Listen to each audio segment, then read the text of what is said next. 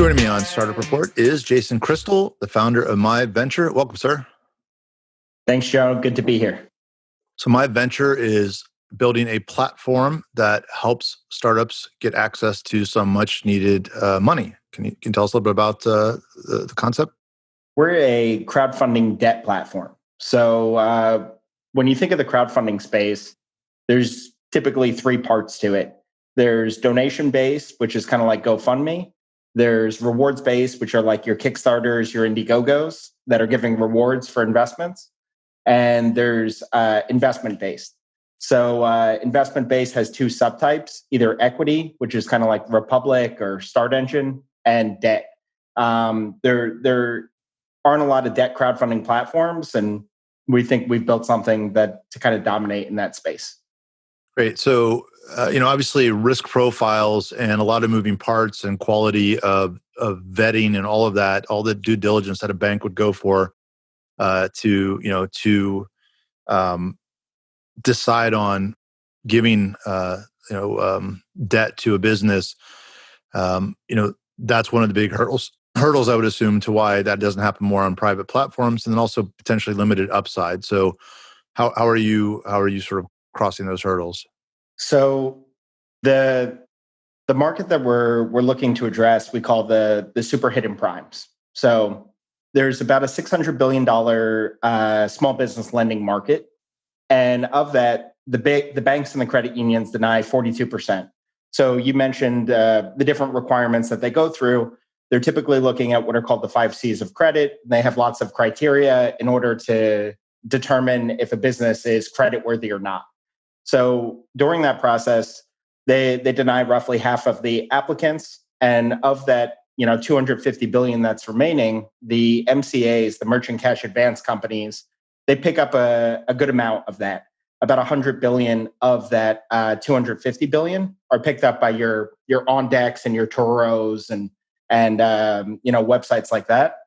And so what they're doing is they're identifying borrowers that they deem creditworthy, that the banks and credit unions have denied. And then what we believe in our thesis is there's a subset of that population that is also denied by the MCAs that we call the super hidden primes, that they have a great idea, they have a good business plan, they have the right stuff to succeed, and they go through our kind of process in order to identify and surface that they're creditworthy. And then we help them put together a campaign. The campaign has their business plan, their financials, and we let investors review those campaigns and decide for themselves if they want to invest at a certain interest rate and duration in those companies.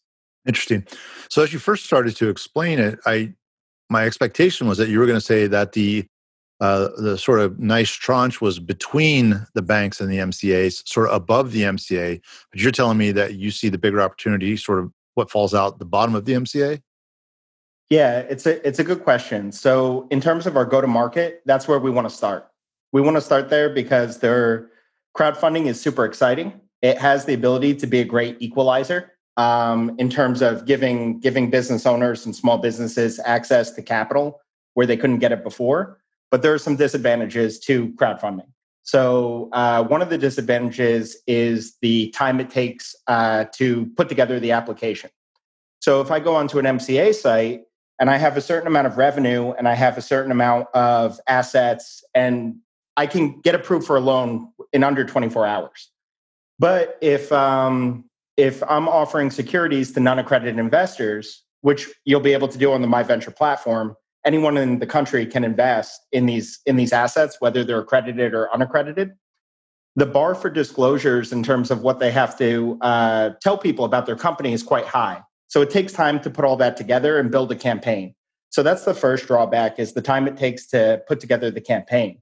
The second is the time it takes to get the money. So a campaign can last up to 90 days, 3 months is our standard. If the money is raised early, then the campaign can end early. But it's going to take some amount of time, longer than 24 hours. So in order for a company to want to go through filling out that application, going through that process, and then also the time it takes for them to receive the funds, it's we're automating a lot of it, but it is a cumbersome process. So that's why we want to address the group that's kind of been denied by everyone, but is still creditworthy. And that's why we're starting there. But there are a lot of advantages to crowdfunding besides just the capital. So when you have people all over the country and they're investing in your company, they're showing that they believe in it. So they're more likely to buy your product. They're more likely to tell their friends and family about it. Our research shows that they'll travel further distances to get it. You're getting a lot of exposure and publicity. So there are a lot of advantages besides just getting the capital that really make it worth it. And because of those advantages, we think that we have opportunity outside of the super hidden prime space in the future, but we're starting with the super hidden primes, if that makes sense. Yeah. So just to recap, there's a few interesting points to dig into there. So to recap, why you're sticking below MCAs is because at this point, there's not a lot of other there are not a lot of other places for them to turn. Therefore, this threshold of dealing with all the hassle of getting the application in and all the disclosures, it's worth it to them now because they're kind of out of other options, for lack of a better way to say it. And so if they're, not that the investors will know, what their trajectory has been or what their history has been, and that they're, as we stated, they're below MCA. But given that sort of an omniscient view is that they are below MCA, and MCAs tend to have some of the higher rates. How do you sort of juxtapose where you'll play the rates, given that they've come out of that other end? That's a great question. So the way that it works is we'll be registered as what's called the funding portal. So as a funding portal, we're a platform and we're an intermediary between the business and the micro investors. And we facilitate the paperwork to make those loans legal, and they do go through a process, but we're an intermediary between those two. So as an intermediary, the business has some leeway over what interest rate and duration they want these loans to be at. So as they go through our process, the interest rates are going to range between 5 and 15% annually. And then depending on different factors that are associated with the business, the risk profile, if they're offering collateralization or not, and other factors, the business will come up with a rate that makes sense, that investors will be incentivized to invest in that company, but that is also fair for the business, and we'll kind of help guide them through that process. But ultimately, the decision is up to the business, the interest rate and maturity. Right, and then as the business evolves, then the value prop, as the brand gets known and there's success stories, then the rate, the preferable rates, and potentially the biz dev elements that you mentioned become the bigger value prop than just the paperwork hassle, essentially. Yeah, and I think what's really exciting about Miventure is we're building it in a way that lots of businesses can participate. So so far we've been talking to technology companies, brick and mortar companies, e-commerce companies, and we're finding pockets of each industry that really are kind of disenfranchised by the process. So there will be lots of different interesting opportunities on the platform in lots of different spaces. And then the potential for repeat investments, we'll be able to tag them with special designations, like I've repaid a loan previously. So then maybe the next time they can they can appeal to the investor community to get a more preferential interest rate the second time or third time around. And we'll also have a lot of the information on the business. It'll have to be updated each time, but that'll be another advantage both for the business and for the investor community. Got it. So when you think about the type of users that would be attracted to a platform like this, if you kind of go back against traditional crowdsourcing, a lot of it is a one-to-one, sort of getting some roots in with the product and getting some interest in it. This starts to shade more towards the investment side, where you're worried about a return and a rate, and because you don't have that 10x, 20x, million x upside if it takes off, because you're at this point. You mentioned something about potential equity being at play there, but just from a straight loan standpoint, have you sort of, it seems like the user base might segment up into people who want to do the one-offs based on affinity, but have you thought of sort of packaging all of the opportunities on the platform? Because it feels like a lot of investors would just want to, say, here's a couple grand, spread it out over everybody, just because I like the space as a class, right? Yeah. So you touched on a few points there that are interesting. One is kind of who is the investor? What's the profile of the investor? Which, we think of our target market kind of as millennials who have gotten interested in investing recently. And we see that Robinhood has really given them the ability to access stocks, and by making it mobile. My venture is also mobile only. So we're building this as kind of the Robinhood of debt, let's say, like for mobile and for that segment. So based on our research so far, this is really connecting with them to give them the opportunity to invest in businesses that they wouldn't be able to invest in Robinhood. So a local bar, a local brewery, a tech company that's just starting out.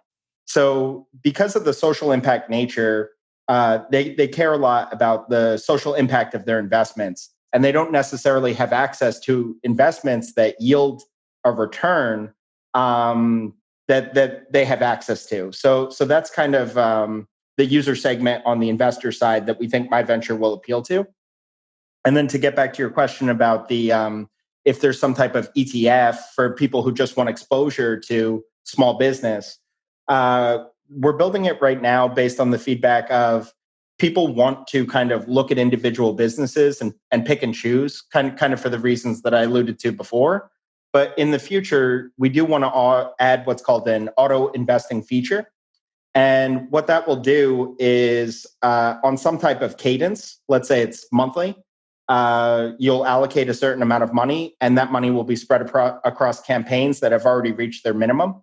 So the way that my venture works is the owner sets a min and they set a max. And if the minimum goal is reached, then the campaign is successful. And if the minimum goal is not reached, we return the money to the investors and the campaign doesn't succeed.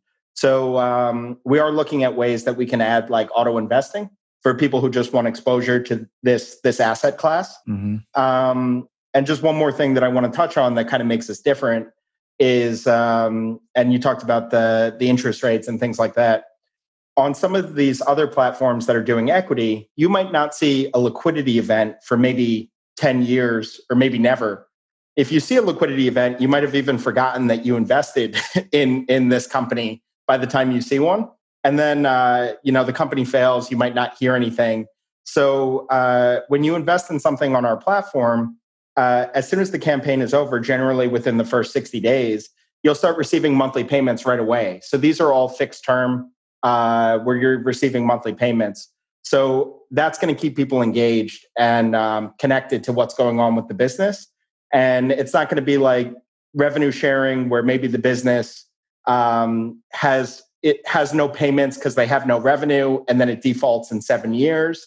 And in equity where you're really there's no predictability to the returns. Sure. So it feels like we sort of are crossing over terms a little bit, right? So, ideally with Robinhood, the idea of an exit event shouldn't even come into play. You're just buying stocks, right? And here we're looking at a loan, which is simply a risk profile. And, there is some sort of emotional connection to say, you're kind of investing in the company, but, really what that sets you up to do is to say, I will take more risk on this fixed return because I like the company and I want to support it. So it almost crosses into this weird sort of, I'm willing to give up some of my, risk value for sort of a emotional philanthropic-y kind of vibe. Because even there, when we compare to equity in the word exit event, that really doesn't come into play here either.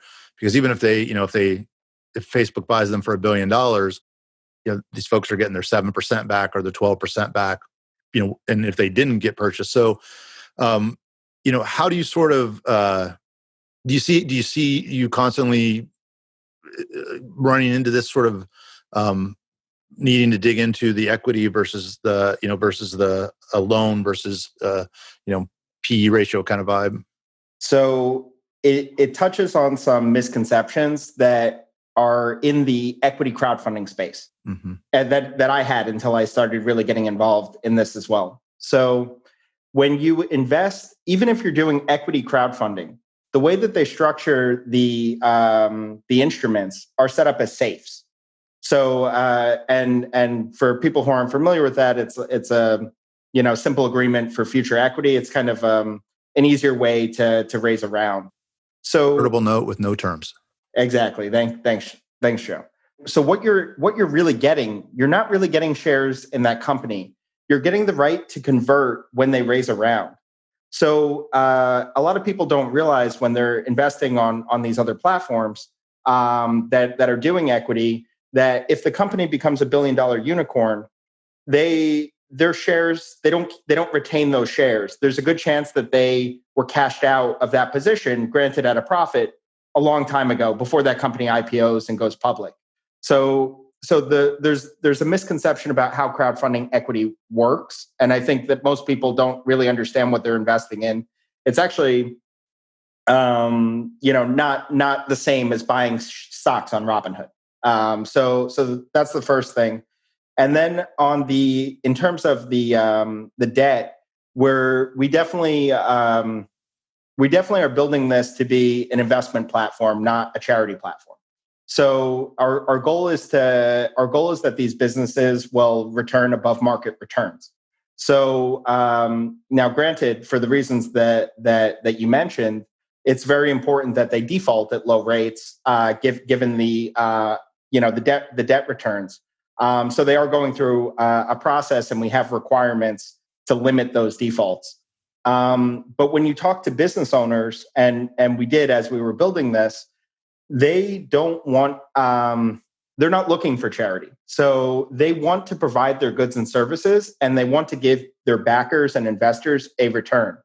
So yes, there is a population or a subset of the investing population that is more concerned about the social impact of their investments than the return. And that's great that they are concerned about that, and that's part of their decision-making process.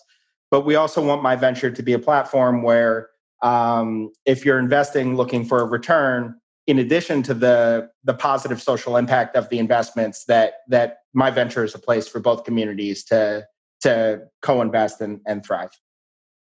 And obviously, when I said charity, I didn't mean giving money away, but I meant, you have a risk profile. There's obviously a massive industry built around building risk profiles, to the most granular degree, to offer X amount of rates for X amount of return and X amount of risk. And here, the average person on the street, just like they would in the stock market, doesn't understand the complexities of that to the degree that people who do it for a living do. Mm-hmm. And therefore, if by definition, these are the things that have maybe mistakenly, but for mistakenly or not, have fallen out the bottom of the MCA world, then they're in that sort of profile. And so for someone, the question then is, what percentage of them digging in to make this investment is strictly by the numbers, and they would do it, would they do it subject matter independent, or what's driving them? Is it the subject matter or the actual numbers, right? And that's the balance you have to walk, right?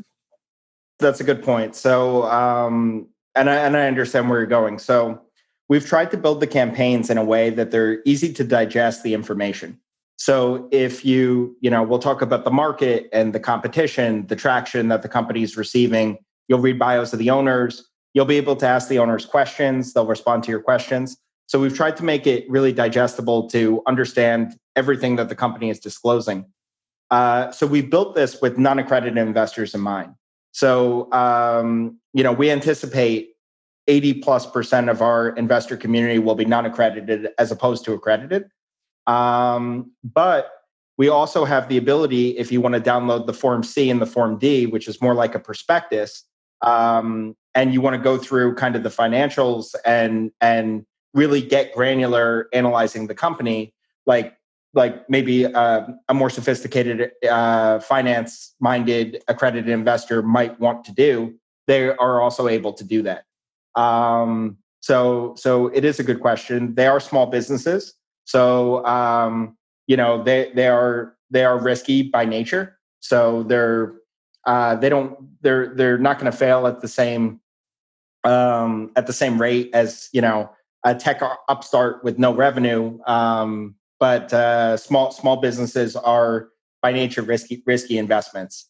And but we have put a lot of work into making sure that the interest rates are fair and reflect that risk profile. So yeah, that's what I wanted to kind of dig into next. Then, so I'm still trying to figure out, and I mean, I have a pretty good understanding of Reg D and all of that as it comes to investing in equity. But here, I mean, is equity involved anywhere, or is this just a straight loan? And if so, if it's just a straight loan, I'm not familiar with how Reg D would apply to that. If you're lending, I almost feel like different sort of this would fall under a different umbrella. If you're just giving a loan at a percentage return. So this is a debt investment platform. So they're not convertible notes. They don't convert to equity. And so Reg CF is crowdfunding for non-accredited investors, and Reg D is for accredited investors.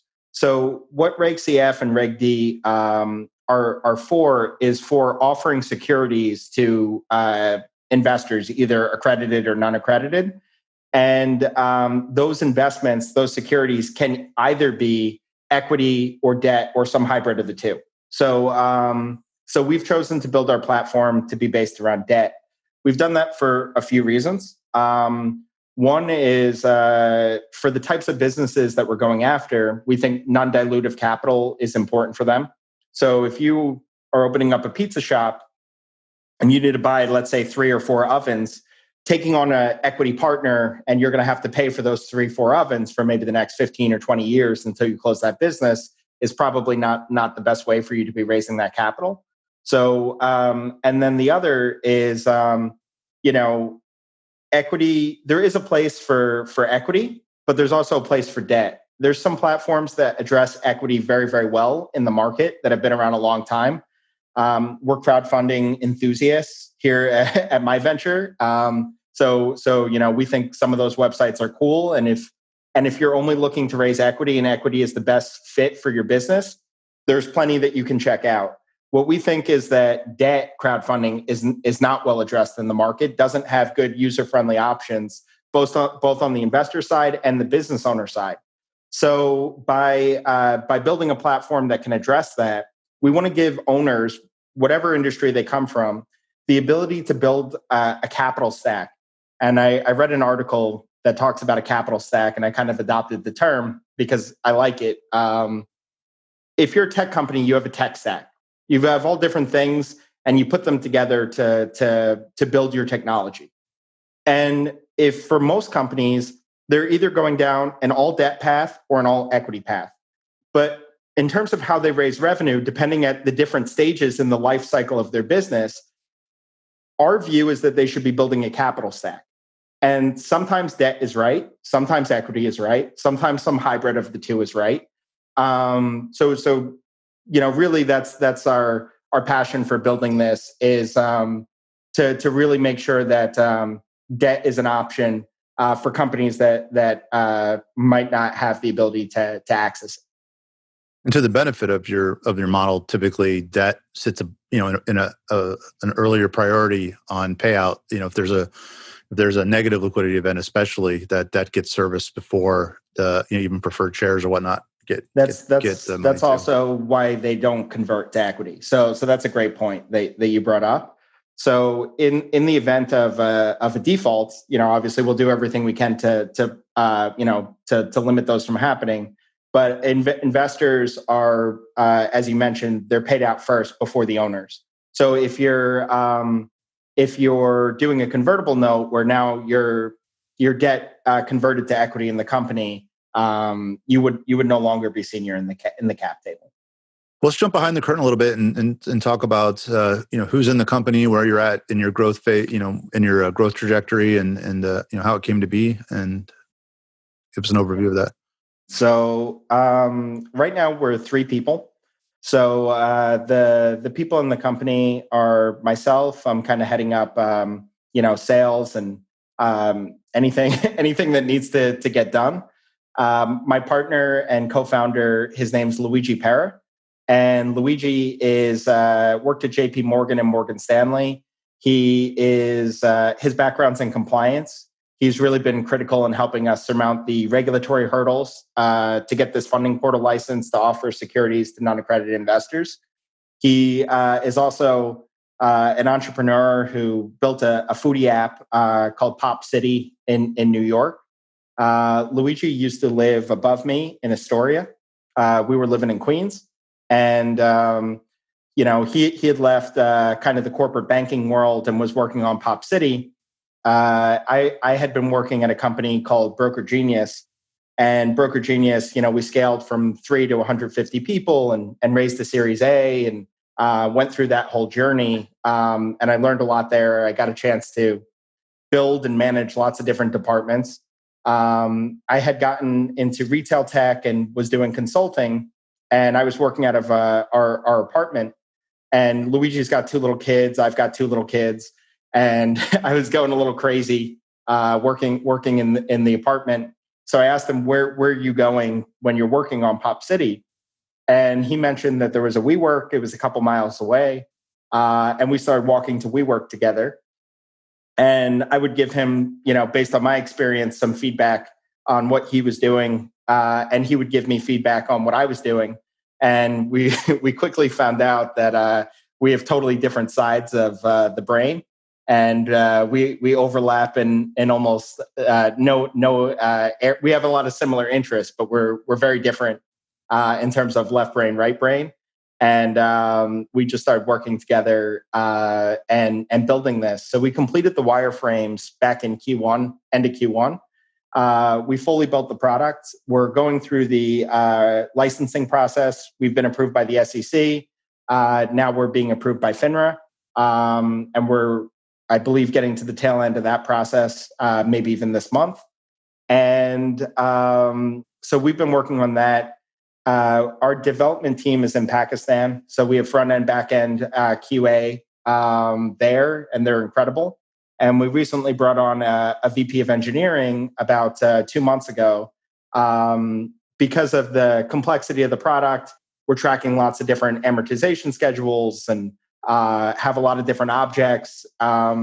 It made sense for us to bring on a VP of engineering. His name's John McRae. And John's been incredible and really plugs some of the tech holes that we had, and has helped us level up in terms of security and building dashboards for uptime and lots there. So we have a really a strong team. We raised a pre-seed. So we raised a pre-seed to get the prototype built, which is now working in production. It's more than a prototype. And to surmount the legal agreements to get the regulatory license. And now we are looking to raise what we consider to be a seed round to prep to promote our launch. And you have a profile on in the Catalyst and the Ventures section. So if anybody's interested in digging a little more to my venture, that profile there has some contact info and some more. I don't know if you put the deck on there or not, but yeah, it's on there. Yeah, it's on there. I like that you're not afraid to dig into a complex area where there's some good opportunity, and it'll be interesting. Be interesting to see how the millennials, obviously Robinhood is paving the way, at least from a mind opening standpoint or whatever, to see how millennials start to spread their money around and invest in new and in interesting ways. So it'll be really fun to watch how you go. Appreciate your time and digging into everything. And thank you for your time. Yeah, it's been great. So best of luck.